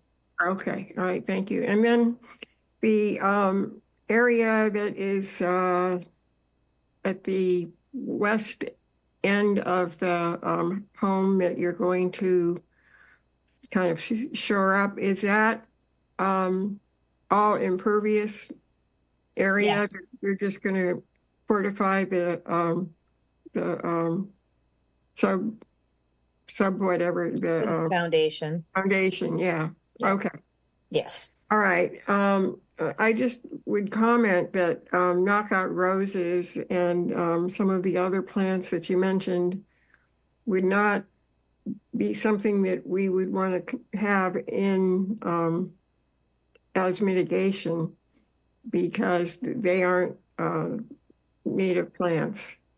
Correct. And it also sounds like you're, based on what Bill and Pete said, that the homeowner is thinking that he would rather have bushes anyway. So, Correct. Okay. So as far as the replication areas, those are the sweet pepper bush, creeping juniper. We had talked with Darcy and they were, I guess there were concerns about having creeping juniper down by the pond. And the applicant is okay with changing those over to possibly winterberry, if that's something that the commission would prefer more than the creeping juniper. Beach plum and the pasture rose, those are all areas that'll be associated with the replication and mitigation measures. And then the additional landscaping is, you know, outside of those areas. So the mitigation will not incorporate the knockout roses and the additional plants that you were referring to. All right. Thank you very much. You're welcome. Thank you. George? Yeah, I just had a couple of quick questions. One was on that fire pit. Is that gonna disappear, Amanda? That I will have to talk to the property owner. I believe Bruce is on right now. I know he was in transit. I don't know if he has the ability to speak. Well, if he wants it, it should be on the plan and we should be able to see it and vote on it. And the other thing I wondered, so this is going to be a 4-season room. what do you have for a foundation underneath that? So we had submitted the architectural plans as part of the planning board Okay. submittal. Yeah. Yes. Yep. Or the Conservation Commission submittal rather, so they do have, Yeah, I apologize. I didn't see those. Okay, nope, good. that's okay. Yep. Oops. There we go. Yep. Okay, great. Thank you. Is that just go back? That would be just a crawl space, right? This area here, Yeah. so this is an existing storage area. Okay. So it's the existing storage room right here, and then there's a concrete pad that's shown on our plans.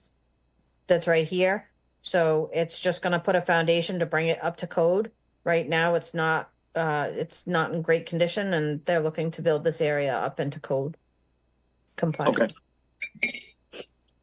I just have one quick question. Since can you go back to the drawing on the existing plan versus the proposed Four Seasons? The area that I'm interested to look at is the space between the existing house and the brick patio. Mhm. That's where you propose the part of the proposed Four Seasons. So you're also adding some square footage between 50 and 100. Am I right?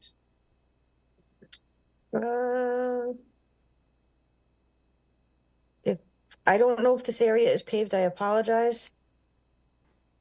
If that's or if that's I can tell you it's not paved at this point. okay.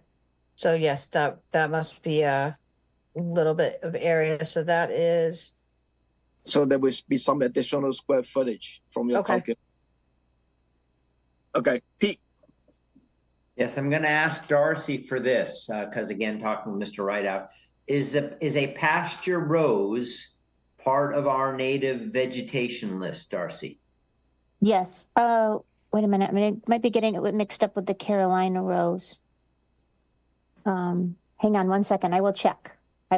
Because Mr. Rideout was not necessarily wed to those pasture roses. He'd be open, he said, to a native species that may not be a pasture rose. So thank you for allowing that little bit of input. Thank you. John? Yeah, thank you, Tom. It really seems to me that there's things that the owner wants to add to the plan. I think many of Bill's suggestions are positions I would agree with, especially on the sand, pulling it back. And Bill and I have discussed sand many times before, but I certainly agree with him on this. It just seems to me that this is clearly has to go on a continuance path, Tom, and if we could move on fairly quickly and put this on a continuance for a future meeting, I think might accelerate the evening if we can. Yeah, it was heading that way. Yeah, but I would clearly like to say my view would support many of the suggestions that Bill made. I think they were quite good. Thank you, John. Bill? Yeah, just very briefly, I think that my impression was that he was open to having the sand area be roughly 40% of what it currently is. Was it 50%? It's hard to we're like how about come up to here. If it's 3 inches deep, and he's calling for originally it was calling for 100 cubic yards. Think of that. I mean, 100 cubic yards of sand is like that's a lot of sand. And if you ended up reducing that to whatever 40 cubic yards of sand, and how far do you get with that? I would think a plan identifying where would you like to have 3 inches deep, 40 cubic yards. I think we should see that. And likewise, we should see, well, really, what do you have for a width? You're open to a somewhat narrower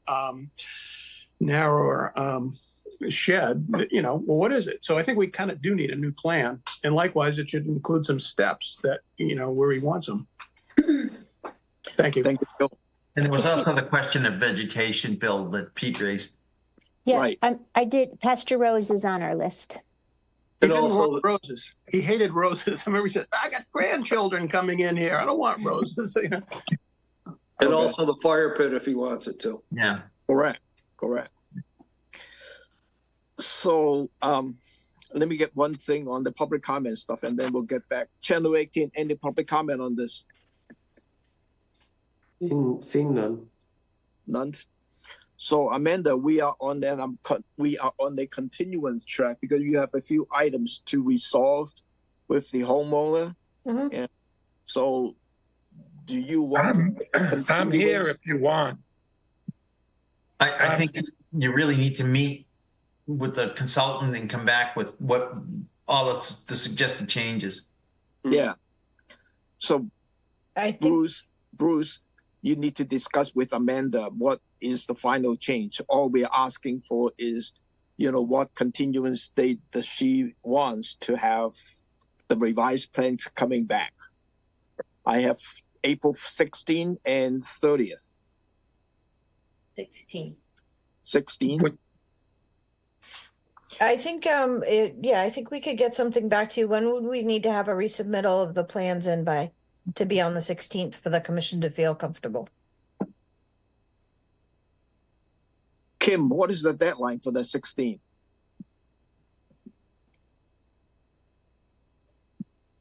The deadline was today. Oh. Okay. I can't get them to you today. So that's April the 30th. But this one's not going to be advertised. So this is the deadline. Kim, just so we're clear, the deadline I think you're talking about is the one to be advertised, right? Yes. But, so I think they're talking about a plan revision to come back to the commission. We would need them to be in the commissioner's boxes the Friday before the hearing. Right. Correct. In the PDF. So it's doable for 16. Mm-hmm. So that would be by April 12th? Yep. Yep. So yes, we would like a continuance to the 16th, and we can get you something by on or before April 12th.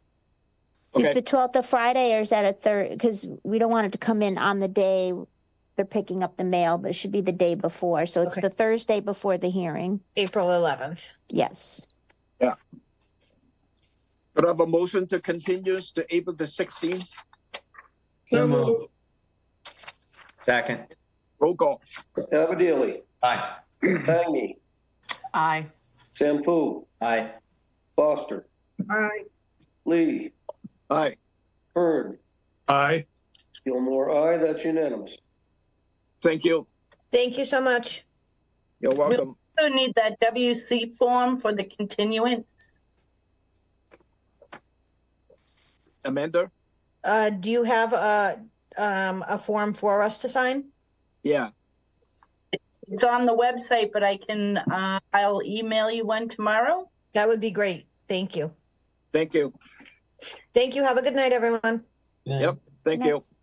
The next NOI is Stephen Orr replacement of existing 395 square feet deck on the rear of the house with a new 639 square feet deck at 55 Hilliard Hayway, West Barnstable, as shown on the Assessors Map 136, parcel 047. Is it Rich or Ben? It's going to be me, Alex, from Atlantic Design. Okay, Alex. Hello, everyone. Good evening. Do you want to share the screen? Yes, I will share my screen and show you the site plan.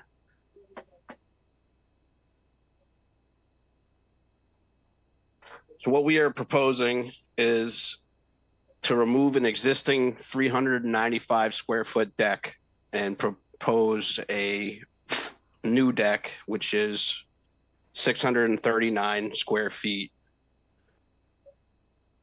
in the roughly the same location, but as you can see on Hilliard's Hayway, we are located pretty close to the coastal bank.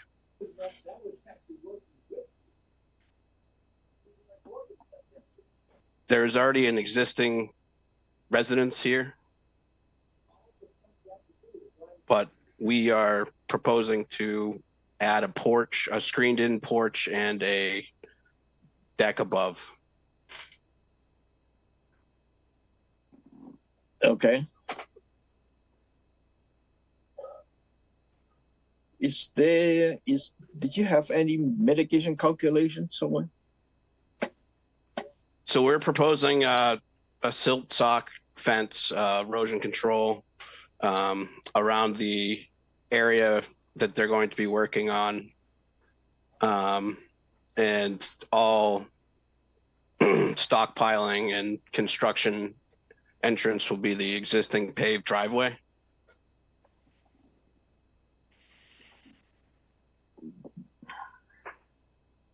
But you are within the buffer, but I'm asking whether there is any mitigation because you're changing from 395 square feet, right, to 639 square feet. Yes. So is there any mitigation calculations that's showing the increase of footage or not? Yeah, so we're showing the existing deck and then the new deck replacement over it.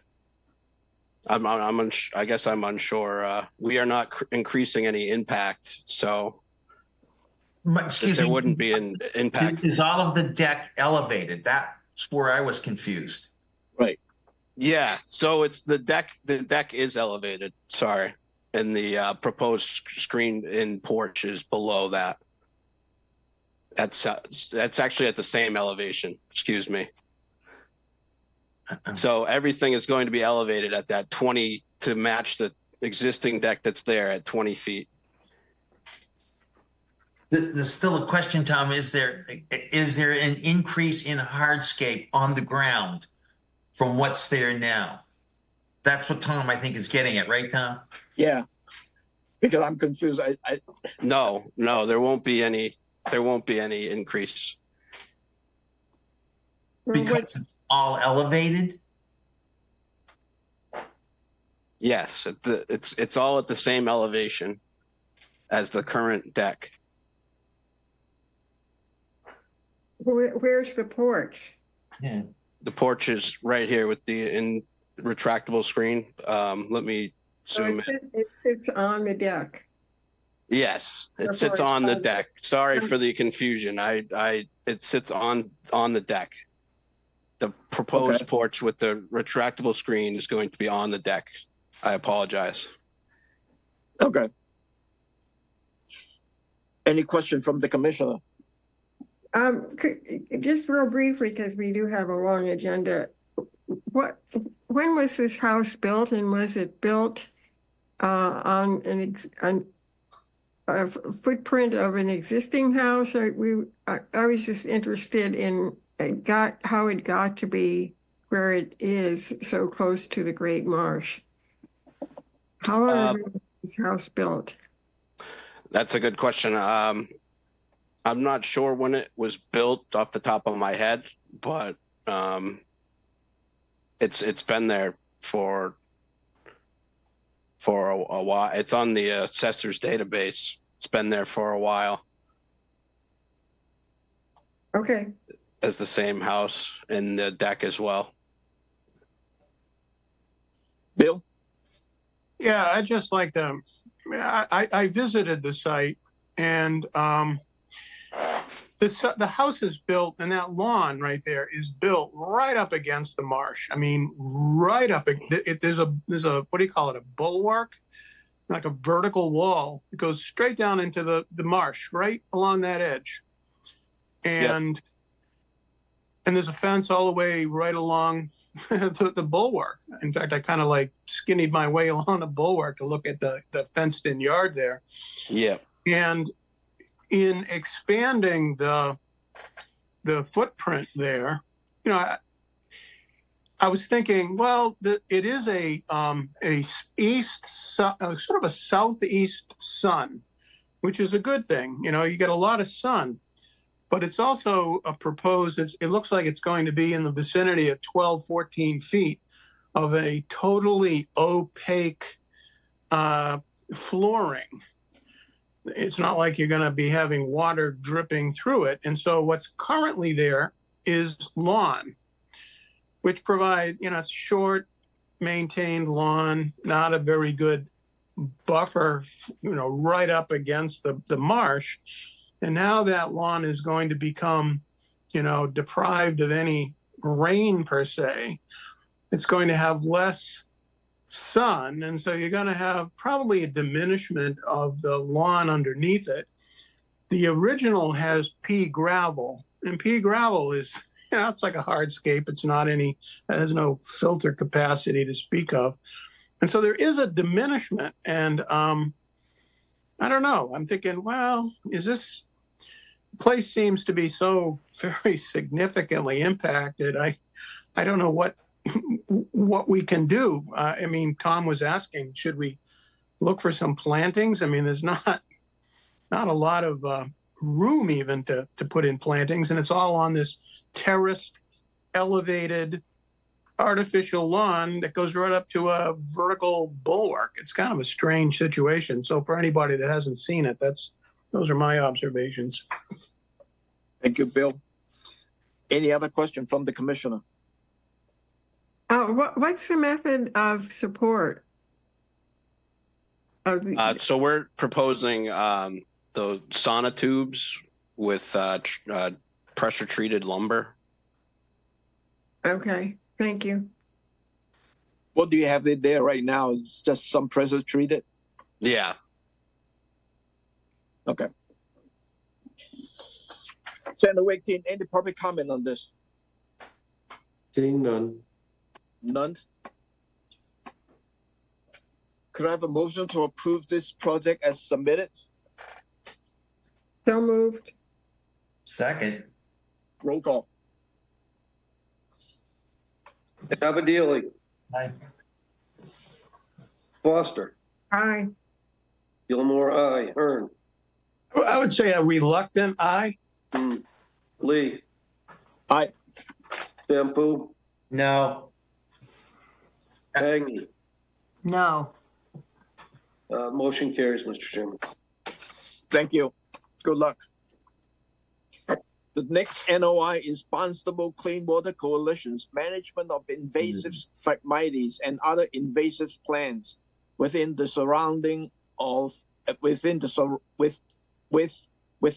surrounding a cranberry box system at 110 Bog Road, Marston's Mill, as shown on the Assessors Map 045, parcel 017-001. Zeke or Alex or Ian?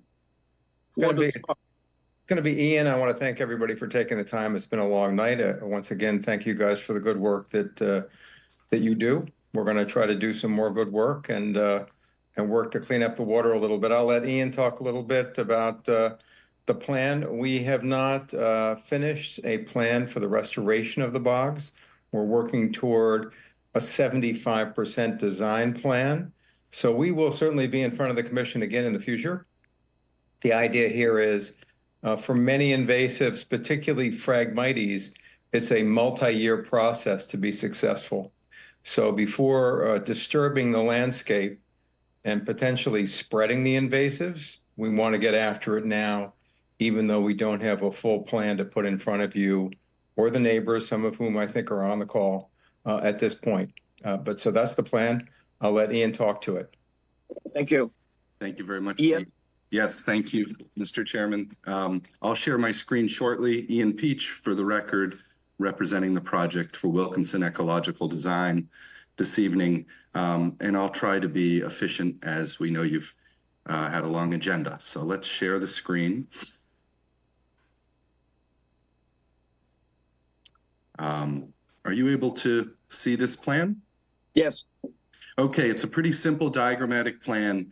As Z mentioned, what we're looking for is an accepted term, early detection, rapid response, right? That paired also with the potential for Japanese knotweed as located here with approximately 1,500 square feet, two almost adjacent areas on one hydrological lens of water of another 1,600 square feet of Phragmites. And then in our kind of walk around, really combing the area, we found a small population of Asiatic bittersweet. So the goal with these square foot areas is to manage them while they're small, specifically Phragmites, also Japanese knotweed, and Asiatic bittersweet would be a close third. They, grow exponentially and very rapidly. So to come in here now and work with our methods, which will be all by hand, the Phragmites will be done with a bundle, cut, and wipe method, all with licensed applicators with a wetland approved herbicide. This is something we've done across the Cape in very sensitive areas, and we find it to be the most suited for both success for eradication, but also sensitivity to the areas we work in. So again, that's bundling the Phragmites together, making all these stalks make a nice one surface that gets just an even application. There's no spray, there's no drift, hyper localized. The knotweed is just as intensive handwork. It's actually an injection method into the individual stems. Should certain stems be so small that we can't get the diameter of injection in, we do use a very again, targeted wipe of the actual plant matter. It's a multi-year process, as I know you guys are aware with these state-listed invasive plants.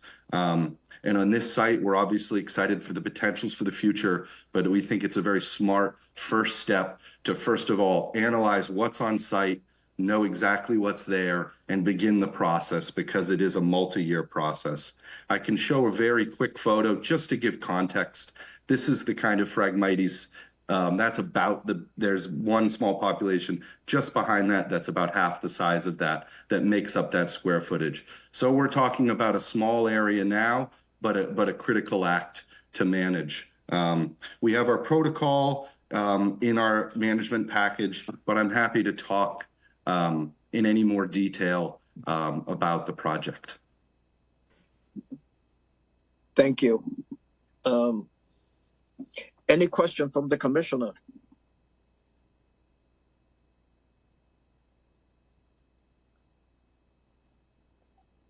I'm not seeing anything.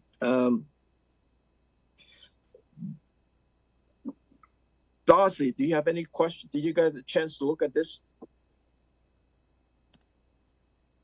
I'm familiar with the site, and we would just want to make sure that we have annual reports for 3 years, and that we have the special condition. It's applied by licensed professional, and I guess we'd want notification if the change of the consultant was switched from Wilkinson to somebody else.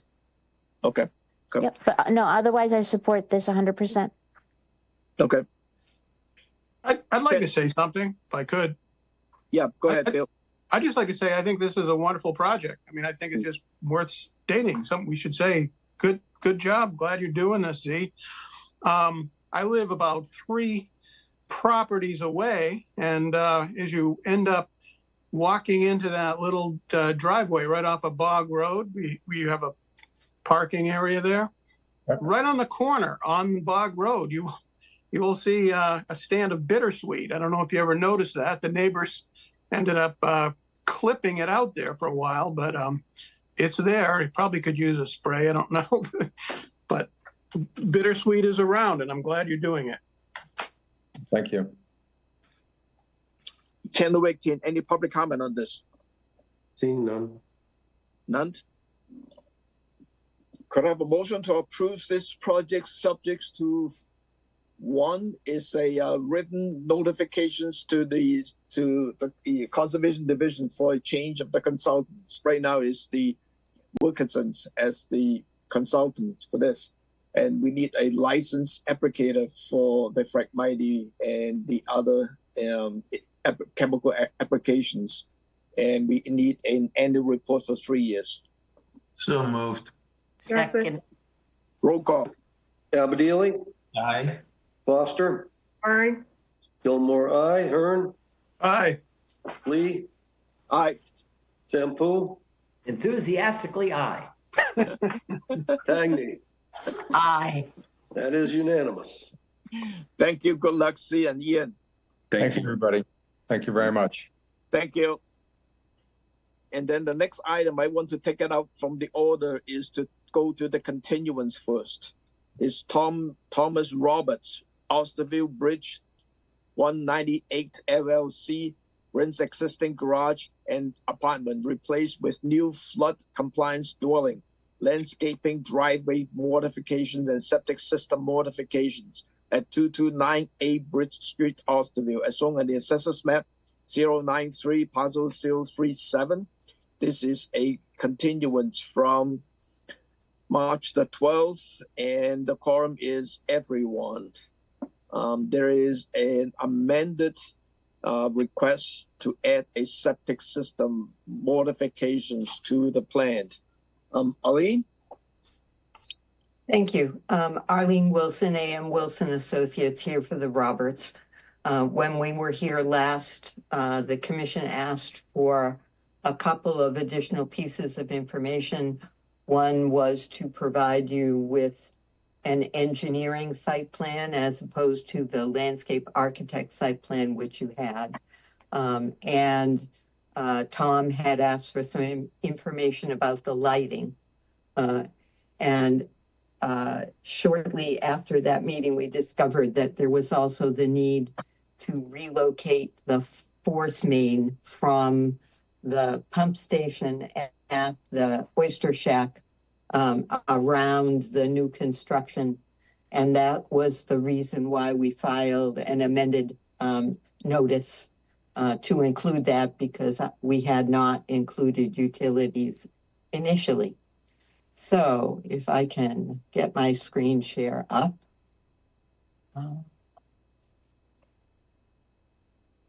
There we go. So this is the proposed layout plan, which I think is probably the easiest one to work with. The grading has been taken off of this so that it's easier to see, but we've actually provided the engineering drawings in a set of 6 sheets. The existing conditions survey, a sediment and erosion control plan, the layout plan, a grading plan, an overall site plan, which has everything on it, and then a sheet that just has details. So if you can see this, here's the Oyster Shack. The existing septic tank and pump chamber for that building are here. The new layout for the site for the force main comes this way around the new building and into the SAS, which is to the northwest of the existing and proposed buildings. There's a septic tank that comes out of the building, out of the dwelling, to get into that SAS by gravity as well. So that's not a big modification, but we hadn't mentioned it originally. Also on this plan, I think you can see a little bit more clearly the driveway modification. So as you may recall, what's here now has a big wide asphalt driveway that rings the existing building, and a big asphalt parking area that runs essentially right to the top of the bulkhead on the water. All of that is coming up. That's about 6,500 square feet of asphalt that's being removed in favor of these tire strips of either stone or shell.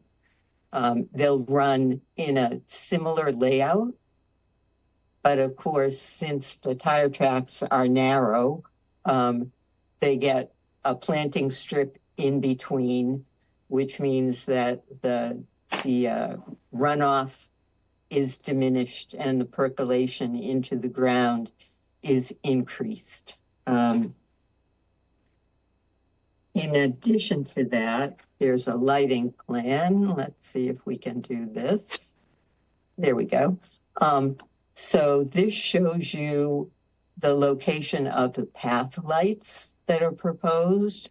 There are stair lights, and there will be a single pole light at this location.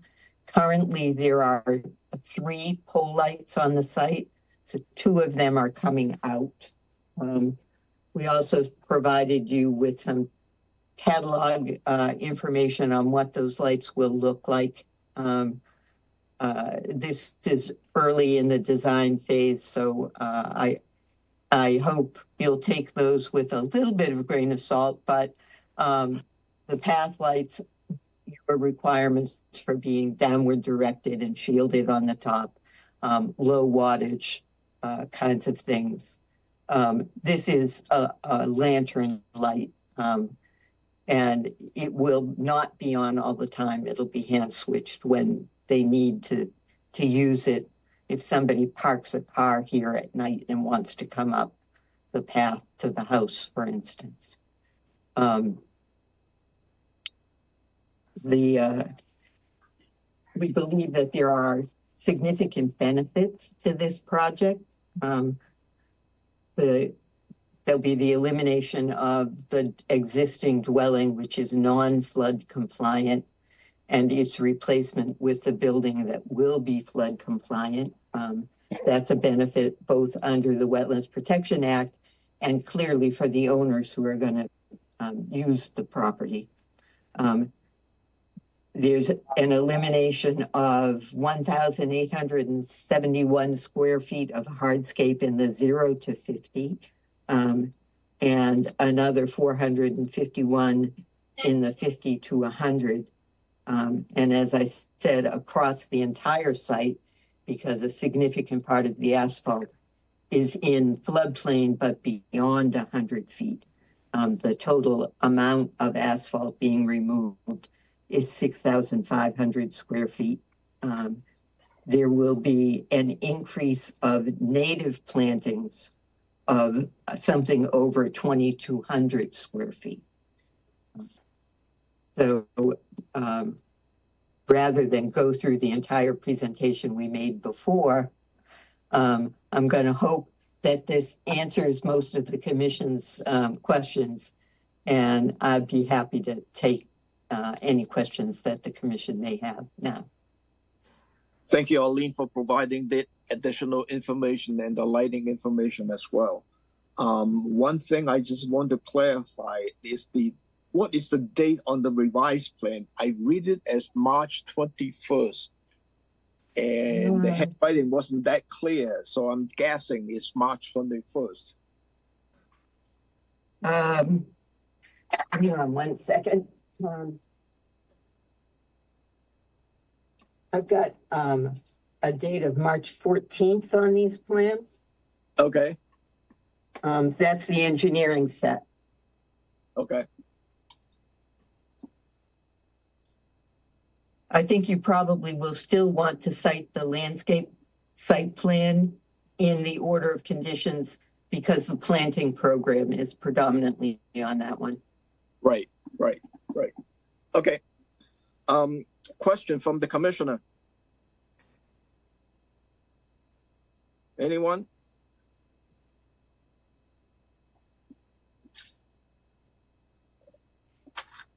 Chandler Teen, any public comment on this? Looks like Steve Crocker's hands up. So since I happen to be on, and you all are fairly well aware of my previous stance on this, I believe that ultimately this commission needs to be looking in every case where the condition is concerning to look at a nitrogen reducing septic technology. It should be installed, it should be enforced. This property is on Little Island. It will never get soaring ever, particularly critical. But in all the other cases that I listened to, and I know this commission has not taken it under their jurisdiction at this point, but I hope you do at some point, because whether I looked at Eel River or whether I looked at the vernal pool or whether I looked at even the condition on the north side where we don't have the problematic conditions right now for nutrient overload, the Great Marsh ultimately will be under threat. So I just want to put that out there as something I would like to see the commission to consider. I'm happy to come on another date and update everybody, as I did with Tom Lee and the Board of Health about a week ago on the data that we're getting. Right now, the one primary alternative septic system is reducing between 95 and 97% of nitrogen, more than the municipal plant right now in Hyannis. So we have the technology, and we have failing and terribly troubled estuaries, lakes, ponds. We need to protect these resources. It's so critical. Thank you. Thank you, Zeke. Channel 18, any more public comment on this one? Seeing none. None. Could I have a motion to close the public hearing and approve this project as submitted with those revised plans, date March the 14th, and the initial planting plan on March the 12th? Second. Roll call. Abadili, Aye. Foster, Aye. Gilmore, aye. Byrne, Aye. Lee, Aye. Hangney, Aye. Sampu. Aye. That's unanimous. Good luck. Thank you very much. We have one easy certificate of compliance, SE 3-5851 is Comaquid Golf Course. Could I have a motion to approve? So moved. Second. Roll call. Sampu, Aye. Tangney, Aye. Lee, Aye. Byrne, Aye. Gilmore, aye. Foster, Aye. Abadili. Aye. That's unanimous. We have two sets of minutes, the March 12th and March 19th. I make a motion, Mr. Chairman, we accept the minutes as submitted. Second. Roll call. Abadili, I was not available for one of those meetings, so I just feel more comfortable abstaining. Foster, Aye. Gilmore, aye. Hearn, Aye. Lee, Aye. Hangney, Aye. Sampu. Aye. That is unanimous. Our next hearing is April the 16th at 3 p.m. Mr. Chairman, can I make a general comment before we adjourn? Go That ahead. I think relates to this. I get really troubled. We had one application tonight where the project as it was before us was very limited. Even though, and I think, Bill, you brought this out, you know, it was a very difficult property from a conservation point of view. And I have to respect, you know, just from legally, as much as we may not have liked that, what was existing, the only thing before us under the law was that application. So Bill, I have great respect for you, your reluctant yes, because I would have said the same thing on that project. But to vote against it because we didn't like what was pre-existing, I think really stretches the law and just scares me a great deal. So I just wanted to say that. Please forgive me if I've overstepped my bounds, anybody. Thank you, Tom. Thank you, John. So the next meeting is at 3 p.m. on April the 16th. Could I have a motion to adjourn? So moved. Second. Roll call. Abadili, Aye. Foster, Aye. Gilmore, aye. Hearn, Aye. Lee, Aye. Hangney, Aye. Sampu. Aye. That's unanimous. We are adjourned at 8:50. Thank you all. Stay Good night. dry. And Good night.